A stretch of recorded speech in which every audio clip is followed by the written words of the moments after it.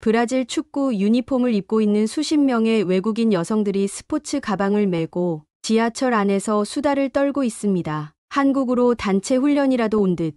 그녀들의 표정은 매우 밝아 보이는데요. 그런데 바로 그 순간 지하철이 멈추고 한국인 영무원이 다가오더니 외국인 여성들을 지하철에서 쫓아내기 시작합니다. 당황한 그녀들은 대체 뭐 하는 짓이냐며 난리를 치지만 이내 한국인 영무원이 건네는 휴대폰의 화면을 보더니 당황해서 어쩔 줄 모르는데요. 과연 외국인 여성 축구팀은 한국에서 무슨 일을 겪은 것일까요? 안녕하세요. 감동의 모든 것입니다. 저희는 해외 커뮤니티 레딧과 감동의 모든 것 공식 이메일로 제보받은 실제 사연을 바탕으로 재구성한 스토리를 전달해드립니다. 구독과 좋아요, 알림 설정은 영상 제작에 큰 힘이 됩니다. 영상 수익은 독거노인 및 불우이웃에게 전액 기부되니 끝까지 시청 부탁드립니다. 그럼 본격적인 이야기 시작하겠습니다. 안녕하세요. 저는 브라질의 여성 축구 대표팀에 소속되어 있는 호비뉴이라고 합니다. 아직 정식 1군은 아니지만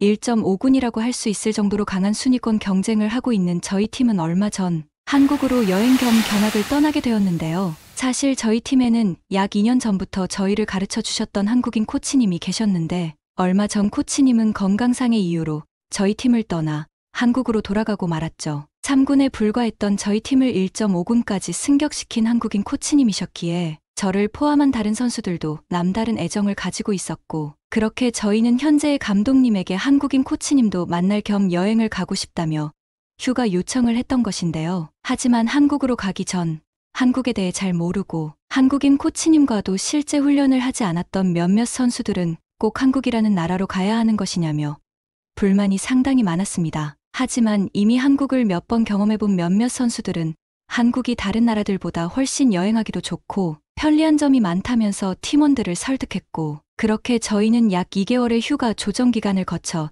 팀 전원이 한국으로 떠나게 되었는데요. 사실 저도 한국인 코치님과 친하고 한국이라는 나라에 대해서만 알고 있었을 뿐 실제 한국이라는 나라를 겪은 것은 이번이 처음이었기에 상당히 기대가 많이 되었습니다. 그리고 역시나 처음 도착한 한국이라는 나라는 저뿐만이 아니라 한국에 대해 반발이 있었던 다른 팀원들도 놀랄 만큼 다른 나라들과는 완전히 차별화된 매우 특별한 선진국의 나라였는데요. 한국에 도착하고 제일 큰 충격을 받았던 것은 바로 카드 하나로 모든 교통수단의 이용이 가능했다는 사실입니다. 놀랍게도 아직 브라질에서는 지하철이나 버스가 개별적으로 운영되고 있는 것도 모자라 지하철의 구간마다 새롭게 지하철 티켓을 구매해 이용을 해야만 해서 불편한 점이 상당히 많았는데 한국은 이러한 문제점을 완전히 개선한 상태였는데요. 특히나 더욱 놀라웠던 사실은 카드 하나로 이런 교통수단들을 전부 이용할 수 있는 것도 놀라운데 실제 한국인들은 최근에는 이러한 카드조차 쓰지 않고 오직 휴대폰 하나로 모든 교통 결제를 진행하고 있었다는 사실입니다. 실제로 처음 한국의 공항 지하철에 도착했을 때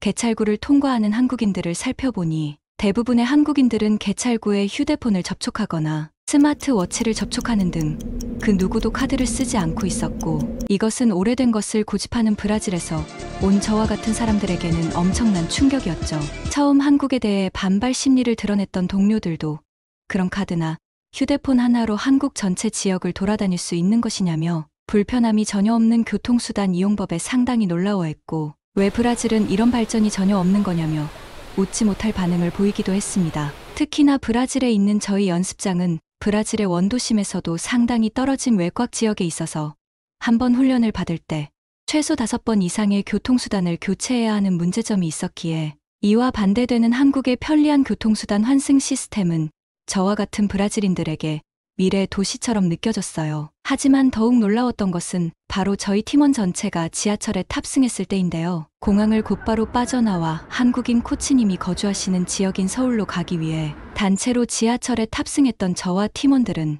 브라질과는 반대되는 상당히 쾌적하고 조용한 지하철을 느끼며 자리에 앉아 있었습니다. 그런데 바로 그때 몇몇 선수들이 갑자기 저희 팀의 부주장이었던 니로바가 전혀 보이지 않는다면서 이해할 수 없는 소란을 떨기 시작했는데요. 팀의 전체 주장을 맡고 있던 저는 지하철에 타기 직전까지도 인원수를 확인했었는데 어째서인지 정말로 부주장인 니로바가 전혀 보이지 않았고, 더욱 충격적인 것은 니로바뿐만 아니라 다른 선수들 몇몇도 어딘가로 사라져 있었다는 사실입니다. 브라질도 아닌 타국에서의 실종 사건이었기에 엄청난 패닉에 빠진 저는 도대체 어떻게 지금의 사태를 해결해야 할지 전혀 감이 오지 않았고, 어쩔 수 없이 몇 시간 뒤 만나기로 했던 진수 코치님에게 전화를 걸어 저희의 상황을 알리고 도움을 요청했는데요. 그런데 저희 말을 들으신 코치님께서는 당황하지 말고 정신을 차리고 있으라는 말과 함께 저희가 타고 있는 지하철이 어디서 출발했는지 물어보셨고, 잠시만 기다려보라며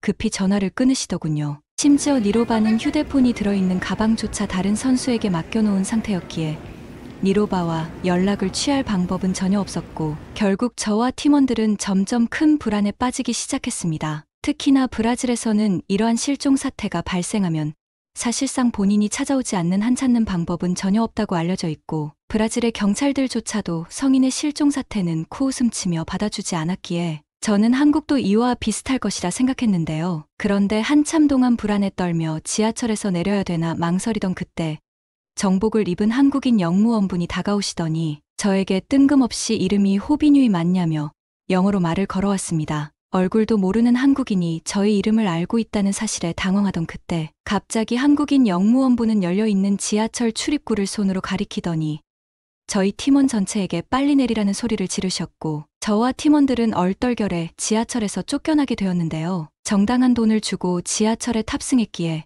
저는 대체 왜 내려야 되는지 이해가 되지 않았고, 너무 화가 나서 제가 구매한 지하철 티켓까지 보여주며 왜 우리를 쫓아낸 것이냐는 화를 냈습니다. 다른 팀원들도 마찬가지로 지하철 티켓을 보여주고 이해할 수 없다는 반응을 보였지만 한국인 영무원분은 아랑곳하지 않고 저희에게 빨리 따라오라는 말을 하시더니 갑자기 어딘가로 뛰어가기 시작했는데요. 그리고 바로 그때 믿을 수 없는 상황이 벌어지고 말았습니다. 영무원분을 따라 어딘가로 이동하던 그때 갑자기 지하철 내부에서는 너무나 능숙한 불어로 브라질 여성 축구팀의 니로바 씨는 3번 출입구의 계단 앞으로 이동하라는 내부 방송이 흘러나오고 있었기 때문인데요. 엄청나게 큰 지하철 내부 스테이션에는 니로바의 이름은 물론 저의 이름과 브라질 여성 축구팀이라는 단어가 반복적으로 방송되었고, 저는 도저히 믿을 수 없는 상황에 대체 이게 무슨 일인지 이해가 되지 않았습니다. 그런데 놀랍게도 한국인 영무원분을 따라 이동한 그곳은 방송으로 계속 나오던 3번 출입구의 계단 앞이었고, 그곳에는 실종되었던 니로바와 다른 선수들이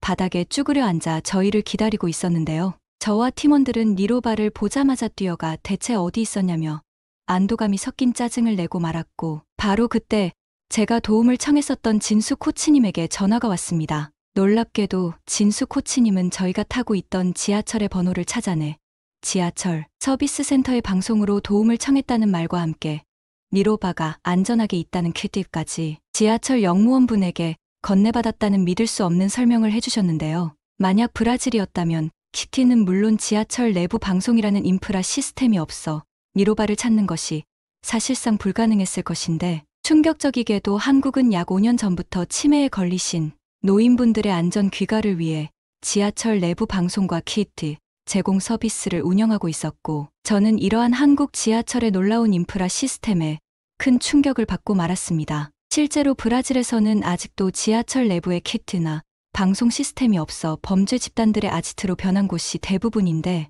한국은 마음만 먹으면 잃어버린 아이까지 찾을 수 있을 정도로 정밀한 키트 기술로 지하철의 사각지대마저 없었고 너무나 안전한 지하철 그 자체였어요. 실제로 한국인 영무원분은 사람뿐만 아니라 잃어버린 물건까지도 요즘은 지하철 키트 시스템으로 90% 이상 주인에게 돌려주고 있다며 어색한 영어로 추가적인 설명을 해주셨고, 그 말을 들은 저와 팀원들은 한국과 브라질의 치안 시스템이 이렇게나 차이가 난다는 사실에 놀라울 따름이었죠. 니로바는 자신이 잠깐 화장실에 다녀온 사이 다른 팀원들이 전부 사라져 있어서 굉장히 당황했다면서 울음까지 터뜨렸고, 저는 그제서야 니로바를 안아주며 한국이라는 나라에서 이러한 일을 겪은 게 행운이었다는 위로를 건넸습니다. 그런데 저와 니로바를 보고 있던 한국인 영무원분은 갑자기 정해진 숙소가 있냐면서 뜬금없는 질문을 하셨는데요. 한국인 영무원분의 질문에 당황했던 저는 한국에 알고 있는 코치님이 있어 일단은 그곳으로 갈 것 같다고 했는데, 갑자기 한국인 영무원분은 그럼 이 모든 짐을 들고 직접 걸어 다닐 거냐면서 이해할 수 없는 말을 하기 시작했어요. 실제로 저와 팀원들은 한국에서의 훈련 견학 겸 여행이었기에 혹시 모를 훈련 상황을 대비해 상당히 많은 축구 장비와 가방을 가지고 있었고, 이러한 짐은 저뿐만이 아니라 다른 선수들도 거의 2개씩은 들고 있었기에 너무 무거워 불편했던 것이 사실인데요. 특히나 실종되었던 니로바와 몇몇 선수들은 긴장이 풀려서 무거운 짐은 못 들 것 같다는 말을 하고 있었기에 이대로는 코치님의 집까지 가기에 무리가 많은 것이 사실이었습니다. 그런데 제가 당황하는 반응을 보이자 갑자기 한국인 영무원분은 그럼 지하철 서비스 센터에 짐 이동 서비스를 신청해 주겠다면서 이해할 수 없는 말을 하기 시작했는데요. 살면서 지하철이 관광객의 짐을 이동시켜주는 서비스가 있다는 사실을 처음 알았던 저는 도대체 그게 뭐냐는 말과 함께 당황하는 반응을 보였고, 한국인 영무원분은 또다시 잠시만 기다려보라며 어딘가로 사라지셨는데요. 그런데 약 10분 뒤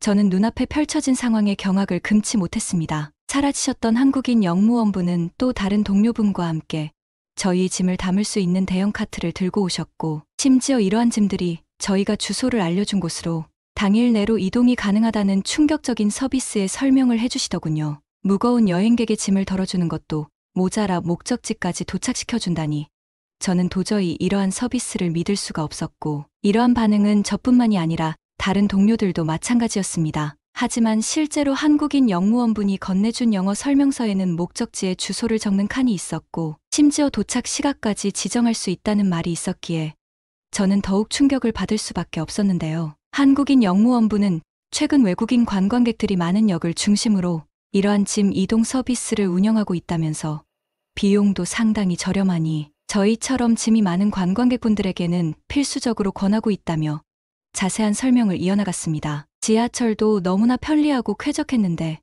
짐 이동 서비스라니 저와 동료들은 이러한 서비스가 존재하고 있는 한국의 인프라 시스템에 정말 놀랄 수밖에 없었고, 곧바로 모든 짐을 카트에 싣고 코치님에게 동의를 구한 뒤 코치님의 집 주소를 적게 되었죠. 한국인 영무원분은 만약 짐이 도착하게 된다면 휴대폰으로 알림도 올 것이라면서 믿지 못할 설명들을 이어나가셨고, 저는 너무나 편리한 한국의 지하철 시스템에 존경심까지 생길 정도였습니다. 한국의 지하철은 단순한 교통수단을 넘어 외국인 관광객들에게 편리함을 제공하는 다양한 서비스들이 저렴한 비용으로 운영되고 있었고, 이러한 한국 지하철의 수준은 브라질과는 너무나 차이가 났기 때문인데요. 무거운 짐이 사라지니 발걸음은 날아갈 듯이 기뻤고, 해외여행을 많이 경험해본 한 동료는 살면서 이렇게 여행이 편한 나라는 정말 처음 겪는다면서 한국의 인프라 서비스 수준에 충격받은 반응을 보이기도 했습니다. 특히나 한국인들에게는 이러한 모든 것들이 그저 평범한 일상이라고 생각하니 지금껏 브라질에서 살아온 시간이 후회가 될 정도였고, 한국을 처음 겪은 저와 몇몇 선수들은 한국이 다른 나라들과는 격이 다른 선진국이라는 사실을 인정할 수밖에 없었죠. 실제로 한국은 모든 생활 시스템이 너무나 편리하게 구성되어 있었고, 이러한 시스템은 지하철을 벗어나 길거리를 걸어가면서도 상당히 많이 마주할 수 있었습니다. 길거리에서 계속 마주할 수 있었던 은행이나 편의점은 브라질에서는 중심 수도가 아니면 전혀 볼 수 없는 편의시설이었고, 이러한 한국의 놀라운 인프라 시스템은 겪으면 겪을수록 충격 그 자체였는데요. 그 후 약 3시간 뒤 진수 코치님을 만난 저희 팀원들은 이미 코치님의 집 앞에 도착해 있던 저희의 짐을 보고 다시 한번 놀라고 말았죠. 하지만 만약 브라질에서 이러한 서비스를 실행했다면 누군가의 집 앞에 놓인 주인 없는 물건이나 짐들은 단 5분 만에 사라질 것이 뻔한 상황이었기에 말 그대로 이러한 시스템은 높은 시민의식과 양심을 가진 한국에서만 실행할 수 있을 것 같더군요. 가만히 생각해보니 한국인들의 양심적이고 높은 시민의식이 있었기에 이와 같은 편리한 서비스의 발전이 가능했다는 사실을 깨달은 저는 진짜 선진국의 모습은 바로 한국인들과 같은 수준 높은 시민의식을 가진 사람들이 존재하는 나라라는 생각이 들었습니다. 다른 동료 선수들도 만약 브라질에서 이러한 짐 이동 서비스를 시행했다면 잃어버린 물건을 전부 배상하느라 그 회사는 파산하고 말았을 것이라며 코웃음을 쳤고, 저 또한 그 의견에 쓴웃음을 지을 수밖에 없었는데요. 또한 진수 코치님은 저희의 짐 보관 서비스 일화를 듣더니 한국은 배달과 관련된 서비스업이 엄청난 속도로 발전해 있는 단계라면서 세상 그 어디에도 한국과 같은 배달 서비스가 존재하는 곳은 없을 것이라고 하더군요. 약 1시간 정도 수 코치님과 대화를 나눈 저와 팀원들은 어느 정도 건강이 많이 나아졌으니 오랜만에 공동훈련을 해보자는 코치님의 제안에 곧바로 근처 축구 경기장으로 향했습니다. 브라질에서는 축구 경기장이나 연습장을 이용하려면 무려 3시간이 넘도록 버스나 지하철로 이동해야 했는데 한국은 거주지 근처에 이러한 연습장이 상당히 많이 있었고 심지어 브라질과는 차원이 다를 정도로 쾌적하게 관리되고 있었습니다. 한국은 겪으면 겪을수록 이러한 나라에서 살면 얼마나 편할까라는 생각이 드는 나라였고 실제로 훈련을 진행했던 축구 경기장은 잔디의 상태까지 좋아 각종 전술 훈련이 매끄럽게 진행됐어요. 또한 경기장 근처에 있던 한국인 어르신분들은 저희를 부르시더니 물과 스포츠 음료, 심지어는 한국의 전통 음식인 떡까지 주시면서 너무나 친절한 배려를 보여주셨고 저는 브라질과는 달리 아무런 경계 없이 이렇게 타인과 대화를 할 수 있다는 편안함에 지금껏 느껴보지 못한 자유의 감정마저 느꼈는데요. 사실 브라질에서는 누군가 말을 걸면 곧바로 도망치라는 말이 있을 정도로 치안이 좋지 않은데 한국에서는 이러한 걱정 자체가 없는 것이 너무나 편했습니다. 그 후 코치님과 일주일 정도 대화를 나누며 전술 훈련을 진행한 저희 팀은 이제 한국에서 남은 2일의 일정을 앞두고 있는데요. 한국에서 시간이 가는 것이 너무나 아깝게 느껴지는 지금 저와 팀원들은 약 2개월 뒤 또 한국을 찾아오자고 약속한 상태이고 벌써 그날만을 기다리고만 있습니다. 정장을 차려입은 남자가 우울한 표정으로 호텔 로비에 앉아 있습니다. 기다리는 전화가 있는지 핸드폰을 만지작거리는데요. 그러다 한 통의 전화에 머뭇거리는 듯 하더니 이내 전화를 받습니다. 몇 마디를 나눈 남자는 황급하게 호텔에서 나가는데요. 과연 그녀에게는 무슨 일이 있었던 걸까요? 그럼 본격적인 이야기 시작하겠습니다. 안녕하세요. 저는 한국에서 살고 있는 체코인 베이리아라고 합니다. 제가 속한 회사는 예전부터 승승장구하던 곳이었습니다. 문제는 오랫동안 다녔던 회사지만 제가 승진을 하지 못했다는 것이었죠. 상사들이 그만두지 않으니 자리가 나지 않았고 그로 인해 열심히 해도 항상 직급은 그대로였습니다. 다른 곳으로 이직을 해야 하나 고민을 하던 와중에 아버지가 쓰러지는 일이 발생했습니다. 당시 겨울이었는데 아버지께서 운동하러 밖에 나가셨다가 추위에 의해서 뇌졸중으로 쓰러지신 거였죠. 다행히 병원으로 빨리 옮겨져 후유증은 없긴 했으나 현실적으로 돈이 좀 들어가게 되었습니다. 저는 부모님을 부양하는 입장이었기에 이 모든 것에 신경을 안 쓸 수가 없었습니다. 제가 돈을 벌어서 먹고 사는데 이직을 한답시고 그만둬버리면 답이 없었던 거죠. 저는 어쩔 수 없이 이 회사에 계속 다니기로 결정했습니다. 코앞에 돈이 문제였으니까요. 다만 어떻게든 승진을 하고 싶은 마음에 무슨 일이든 나서서 했습니다. 제 실력을 모두에게 보여주고 싶었거든요. 그러던 중 큰 계약건을 준비 중이던 상사가 퇴사하는 일이 발생했습니다. 그렇다면 같은 급에서 처리하는 것이 맞았지만 회사는 모험을 하기로 결정했습니다. 그 모험은 상사의 밑에서 같이 준비를 하고 있던 다른 사람에게 일을 맡기는 것이었죠. 네, 그것이 바로 저였습니다. 저에게는 절호의 기회처럼 느껴지더군요. 이 일을 잘 해결하면 저는 회사에서 어느 정도의 위치를 차지할 수 있을 것이라고 봤습니다. 계약금이 상당했거든요. 제가 맡았던 계약 중에 규모가 제일 컸기에 부담감이 엄청났지만 저는 당장 하겠다고 했습니다. 정확히 어떤 일이라고는 말해드리기가 어렵습니다. 어찌 보면 비밀이기도 하니까요. 하나 알려드릴 수 있는 일은 계약금만 100억에 달했다는 겁니다. 한 회사만 연계된 것이 아니었거든요.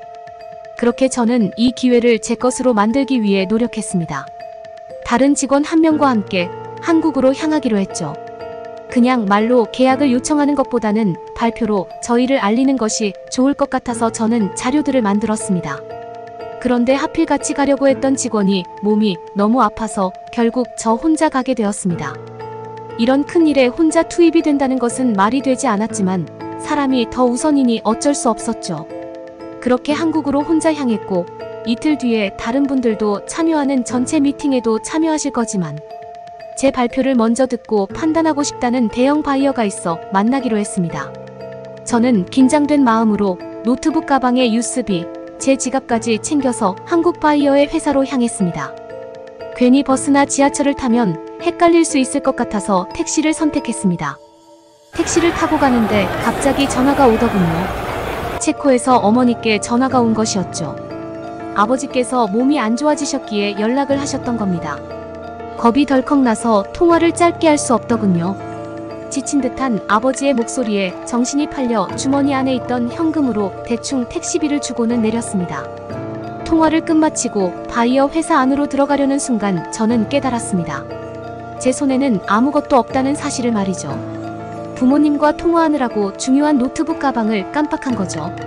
이미 택시는 떠났고 저는 멍하게 택시가 떠난 방향을 바라볼 수밖에 없더군요. 그때 회사 앞에서 만나기로 했던 통역사와 마주쳤습니다. 제 모습을 보더니 괜찮냐고 물으시더군요. 저는 어떻게든 이 상황을 해결해야겠다는 생각에 통역사에게 이 상황을 설명했습니다. 그녀는 정말 깜짝 놀라면서 카드로 계산은 했는지 영수증은 받았는지를 물어봤습니다. 저는 현금으로 계산했고 영수증은 받지도 않았다고 했죠. 그러자 오히려 그녀가 더 당황하더군요. 바이어를 만나기로 한 시간이 가까워졌고 약속을 어길 수 없기에 아무 준비도 없이 마주해야 했습니다. 제 사연을 들은 바이어는 상황은 알겠으나 그래도 내용을 알 테니 브리핑해보라고 하더군요. 저는 대략적인 브리핑을 했으나 바이어의 표정이 좋지 않았습니다. 정확한 내용을 알 수가 없다면서 이틀 후에 다 같이 모일 때 발표 내용을 다시 살펴야겠다고 넘어갔습니다. 내 계약을 하지 않겠다는 뜻이나 마찬가지였죠. 회사 밖으로 나오니 눈앞이 깜깜하더군요. 계약이 성사되지 않을 것만 같았습니다. 하필 기밀 사항이라 치고 노트북과 USB에만 저장해둔 것이 문제가 될 줄 누가 알았겠습니까? 유럽에서 물건을 잃어버린 적이 많았는데 한 번도 제대로 찾은 적이 없던 것이 기억났습니다. 갑자기 고향에 있는 부모님이 생각나면서 이 일이 제대로 풀리지 않으면 해고될지도 모른다는 생각이 들더군요.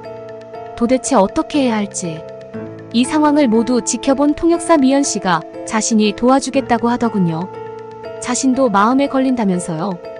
그러면서 경찰에 신고부터 하자고 했습니다. 근처 경찰서의 경찰은 아직 들어온 물건이 없다며 만약 비슷한 물건이 들어오면 연락 준다고 하더군요. 제 연락처를 건네드리려고 했는데 미연 씨가 먼저 명함을 드리며 연락 주라고 하더군요. 자신이 더 의사소통 전달이 정확할 테니까 자신만 믿으라고 했습니다. 솔직히 저는 찾지 못할 것이라는 생각이 더 강해서 누구 번호든 상관없다 싶었죠. 미연 씨는 갑자기 핸드폰으로 어딘가에 전화하기 시작했습니다. 한국에는 전국택시운송사업조합연합회라는 것이 있다더군요. 그곳에 연락하면 알 수도 있다며 적극적으로 전화를 한 것이었습니다. 하지만 생각보다 쉬운 일이 아니었습니다. 각 회사에 전화해야 더 정확히 알 수 있으며 유실물의 경우 홈페이지에 올라오는 경우도 있는데 아닌 경우도 있는 것 같더군요. 더군다나 개인택시면 개인택시연합에 알아봐야 한다는 것도 알았습니다. 하루 내내 미연 씨는 저와 택시회사까지 가면서 찾는 걸 도와줬습니다. 그렇게 저녁까지 찾으러 다녔지만 결국 발견하지 못했습니다. 미연 씨에게 너무 미안한 마음이었죠. 제 실수로 인해 일어난 것 때문에 저를 도와주시는 것이었으니까요. 지갑도 잃어버린 탓에 미연 씨에게 돈을 빌려서 호텔로 돌아갔습니다.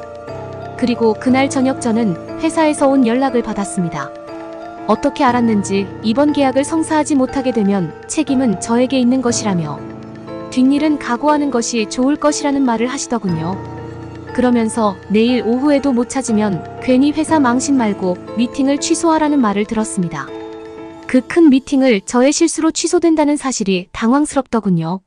몸에 있는 피가 다 빠져나가는 듯한 느낌을 받았습니다. 방에서 이렇게 누워있어도 되나 싶은 생각까지 들었죠. 저는 그렇게 뜬 눈으로 밤을 지샜습니다. 걱정돼 자는 것이 불가능하더군요. 기억을 더듬어 자료를 만들 수 있지 않을까 싶었지만 그건 정말 말이 안 되는 일이었기에 실현할 수는 없었습니다. 하루가 지나가니 답답하더군요. 그렇게 호텔 로비에 하염없이 앉아있는데 미연 씨에게 전화가 왔습니다. 내일 미팅이 진행되는지에 대한 질문인가 싶어 저는 진행되지 않을 것이라는 말을 전하기로 결정했습니다. 전화를 받고 제가 인사를 하기도 전에 그녀는 흥분된 목소리로 말했습니다. 찾았어요. 저는 순간 뭘 찾았다는 건가 싶었죠. 포기 상태였기 때문에 잘 이해가 안 갔었거든요. 그러다가 혹시나 싶은 생각에 노트북을 말하냐고 물었죠. 맞다는 대답이 돌아왔습니다. 그 순간 세상을 다 가진 듯한 느낌이 뭔지 처음 알게 되었습니다. 저는 바로 가겠다며 어디냐고 물었죠. 그녀는 경찰서에 있으니 당장 오라고 했습니다. 최대한 빨리 간 어제의 경찰서 앞에는 이미 미연 씨가 서 있더군요. 기대도 안 한 일이 그것도 하루밖에 안 지나서 생기니 놀라움을 금치 않을 수 없었습니다. 경찰은 차분히 저에게 설명을 해주었습니다. 오늘 새벽이 되어가던 시간에 택시 기사가 경찰서로 찾아왔다고 합니다. 유실물이라면서 노트북 가방을 건넸고 근처 회사를 다니는 사람으로 보이니 신고 접수가 될 수도 있을 것 같다고 했답니다. 제 지갑 안에 신분증을 보고 제가 누구인지 기억해낸 모양이더군요. 그러면서 중요한 것 같으니 꼭 전달해달라고 했답니다.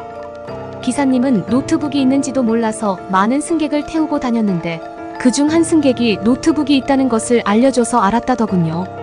승객을 태우지 않았던 것도 아닌데 승객들이 그것을 보고 그냥 두고 갔다는 것이 놀라웠죠. 사실 놀란 것은 그것으로 끝이 아니었습니다. 저는 제 지갑을 살펴보기 시작했는데 모든 것이 다 그대로 있었습니다. 한국에 오면서 물가를 잘 몰라 환전을 많이 했었는데 지폐 하나 사라진 것이 없더군요. 한국인들의 도덕성이 정말 굉장하다고 생각되는 순간이었습니다. 저는 경찰에게 그분의 성함이나 연락처는 알 수 없냐고 했죠. 그분은 굳이 연락을 바라지 않는다면서 그냥 감사한 마음만 가지고 가라고 했습니다. 저는 감사한 마음을 안고 노트북에 있는 자료를 다시 확인했습니다. 호텔에서 내용을 보완하고 미팅 전까지 긴장을 놓지 않았죠. 미팅 날에도 택시를 탔으나 다른 점이 하나 있었습니다. 불안함에 미연 씨와 함께 이동을 했다는 것이죠. 제가 정신이 없어서 택시에 또 노트북을 두고 내리면 정말 답이 없을 것 같았거든요. 저는 그 대형 바이어를 다시 마주했습니다. 3명의 바이어가 있었으며 그들은 정말 깐깐하게 제 발표를 듣고 궁금한 것들을 물어보시더군요. 그러면서 원하는 사항을 이야기하는 등 여러 이야기가 나왔지만 결론만 말하자면 대성공리에 마쳤습니다. 제 발표를 통해 알게 된 사항들이 많았다면서 인상적이었다는 이야기까지 하셨죠. 그렇게 체코로 돌아갔을 때는 계약서를 따낸 상태였죠. 저는 덕분에 회사에서 입지가 높아졌습니다. 현재 저는 한국 지부가 개설되어 높은 지위로 발령을 받아 근무하고 있답니다. 저에게 도움을 주시기 위해 노력했던 미연 씨는 우연찮게도 저희 회사에 입사하게 되어 동료가 되었죠. 모든 인연은 이렇게 어떻게 될지 모른다는 생각이 드네요. 한국인들의 인정과 도덕성 덕분에 제가 이 자리까지 온 것 아닌가 싶습니다. 지금까지 베이리아 씨가 보내주신 사연에 대해 소개해드렸는데요. 어떻게 보셨나요? 오늘의 영상 마치겠습니다. 응원이나 남기고 싶은 말이 있으시면 댓글로 남겨주세요. 사연자분께 전달해드리겠습니다. 저희 감동의 모든 것은 실제 사연 제보를 받고 있습니다. 채택되신 분께는 선물도 드리고 있습니다.